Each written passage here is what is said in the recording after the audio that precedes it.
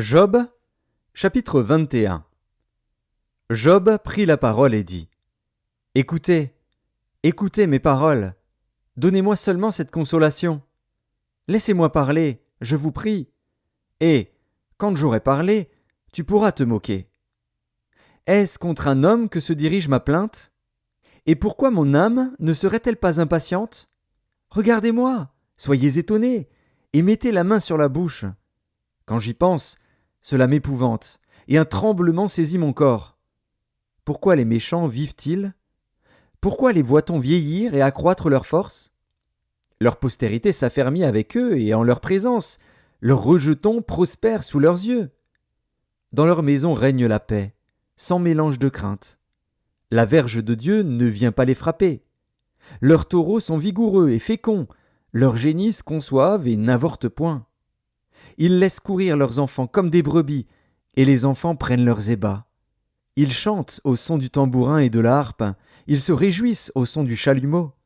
Ils passent leurs jours dans le bonheur, et ils descendent en un instant au séjour des morts.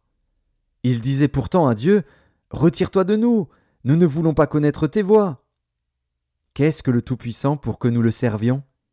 Que gagnerions-nous à lui adresser nos prières ? Quoi donc ? Ne sont-ils pas en possession du bonheur ? Loin de moi le conseil des méchants. Mais arrive-t-il souvent que leurs lampes s'éteignent, que la misère fonde sur eux, que Dieu leur distribue leur part dans sa colère, qu'ils soient comme la paille emportée par le vent, comme la balle enlevée par le tourbillon ? Est-ce pour les fils que Dieu réserve le châtiment du Père ? Mais c'est lui que Dieu devrait punir, pour qu'il le sente. C'est lui qui devrait contempler sa propre ruine, c'est lui qui devrait boire la colère du Tout-Puissant. Car, que lui importe sa maison après lui, quand le nombre de ses mois est achevé ? Est-ce à Dieu qu'on donnera de la science, à lui qui gouverne les esprits célestes ?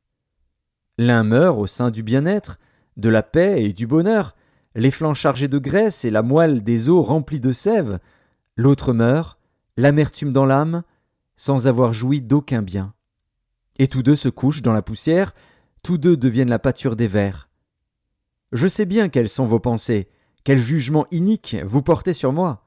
Vous dites : Où est la maison de l'homme puissant ? Où est la tente qu'habitaient les impies ? Mais quoi ? N'avez-vous point interrogé les voyageurs, et voulez-vous méconnaître ce qu'ils prouvent ? Au jour du malheur, le méchant est épargné.